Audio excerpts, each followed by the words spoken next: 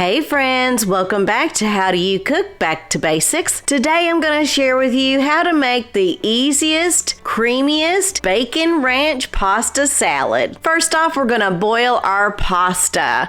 To our pasta water, we're adding some salt. Bring that water to a boil and add 1 pound of rotini noodles to your boiling water. Give that a really good stir. Once your noodles are completely done, drain those in a colander and rinse your noodles with cold water. This is an important step right here. Your noodles have to be cooled off well. While our noodles are sitting there cooling off, we're going to make our dressing. To our bowl, we have 1 cup of mayonnaise, not salad dressing, but mayonnaise, a half of a cup of sour cream, add that as well, 1 packet of ranch seasoning mix, add that, and then about 1 teaspoon each of black pepper and salt. After you've added all those ingredients, grab yourself a whisk and whisk until well combined and creamy. Here I'm adding about 1 cup of cherry tomatoes that I sliced in half, 1/2 cup of diced cucumbers, 1/4 cup of diced red onion, and 1 cup of freshly shredded cheddar cheese. Give that a really good mix until well combined.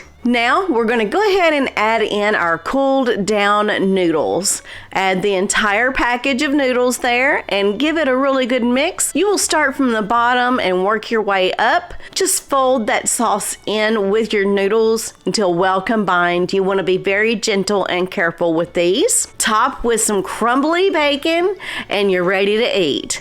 I hope you enjoy, y'all. Until next time, bye-bye now.